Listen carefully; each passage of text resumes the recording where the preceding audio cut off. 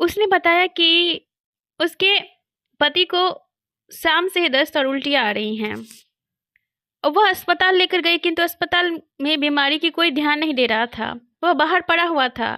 मैं जीवराज को फ़ोन करूं, इसके लिए मुझे वह बताने आई थी। स्वागत है आप सभी प्यारे दोस्तों का मेरे अमेजिंग से यूट्यूब चैनल में। ये अध्याय 32 है, दयालु स्वभाव। और मेरे यूट्यूब परिवार को सब्सक्राइब, शेयर और बेल आइकन को हिट कर देना, जिससे आने वाली वीडियोस के बारे में नोटिफिकेशन मिले। उषा काल का समय था, 5 बज रहे थे। हमारी परेल की पाठशाला के दरवाजे से ओहो दोदे की आवाज़ आ रही थी। मैंने बाहर आकर पूछा, डॉक्टर इधर कैसे? डॉक्टर अंबेडकर बोले, ओहो दोदे, मैं चाय पीने आया हूँ। और वो ऊपर आने के लिए पयारियाँ चढ़ने लगा और डॉक्टर अंदर आकर बैठे। और तब मैंने उनसे पूछा कि आज आना कैसे हुआ। डॉक्टर ने बताया, हमारे हिंदू कॉलोनी में काम करने वाली मेहतारिनी रात के 2 बजे मुझे उठाने आई और उसने कहा उसके पति को शाम से ही दस्त और उल्टियाँ आ रही हैं। वह उसे अस्पताल ले गई, परंतु अस्पताल के बीमारी में कोई ध्यान नहीं दे रहा था। वह बाहर पड़ा हुआ था। मैं डॉक्टर जीवराज को फ़ोन करूं, और इसके लिए मुझे वह बताने आई थी। मैं कार निकाली तथा उस बाई के साथ अस्पताल गया, तब जाकर बीमारी का इलाज शुरू किया।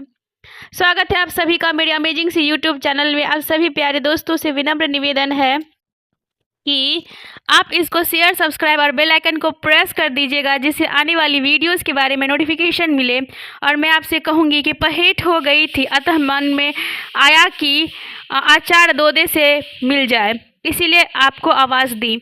आप सभी को एक चीज़ विनम्र निवेदन करना चाहूँगी कि इस सीरीज़ को जो मैं चला रही हूँ उसको आप पुराने सीरीज़ को जाके सुनिए।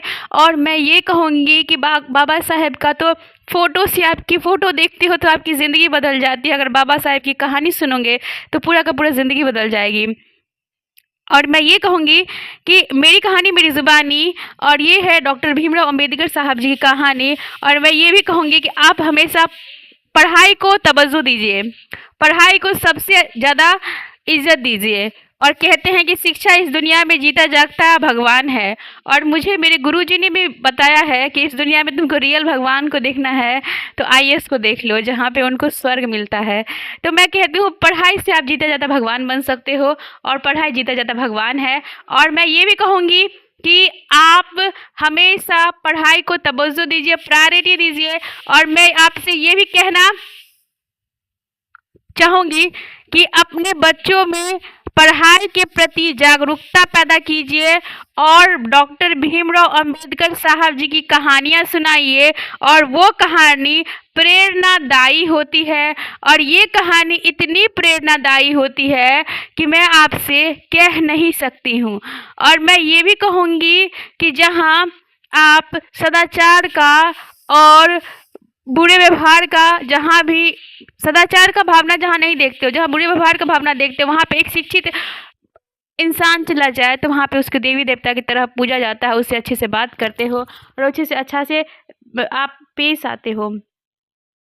मैं ये भी कहना चाहूँगी कि डॉक्टर भीमराव अंबेडकर साहब जी इस दुनिया में इतने बड़े मिसाल कायम किए कि उन्होंने अछूतों को नहीं, लेकिन हम जैसी बेटियों को भी शिक्षित होने का जज्बा और साहस दिलाए। और उन्होंने कहा कि शिक्षा ही सब कुछ है, शिक्षा ही सर्वश्रेष्ठ है। और वो कहते हैं कि शिक्षित आदमी ही एक शिक्षित परिवार और शिक्षित समाज और शिक्षित देश, और इसी से शिक्षा से आप जीवित रहते हो, क्योंकि मानवता हमें शिक्षा से ही मिलता है, मानवता हमें शिक्षा से ही मिलता है। और जिस आप करुणा और दया का बात करते हो, जिस करुणा और दया का बात करते हो, तो मैं तो यही कहूँगी वो करुणा और दया आपको शिक्षित व्यक्ति में ही मिलेगा। बस मैं यही कहना चाहूँगी।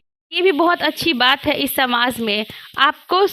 आपको ये भी नहीं भूलना चाहिए कि सारे व्यक्ति एक है, लेकिन उन सब में से एक आपका ब्रह्मास्त्र है कि आपको खुद से खुद का मतलब रखना चाहिए। खुद से खुद का मतलब रखोगे और खुद ठीक रहोगे तो पूरा दुनिया आपको ठीक करेगा, बोलेगा। खुद ठीक हो, मैं भला तो जग भला, मैं बुरा तो जग बुरा। अपने लिए ठीक रहो, बाकी सब डॉक्टर भीमराव अंबेडकर पे छोड़ दो।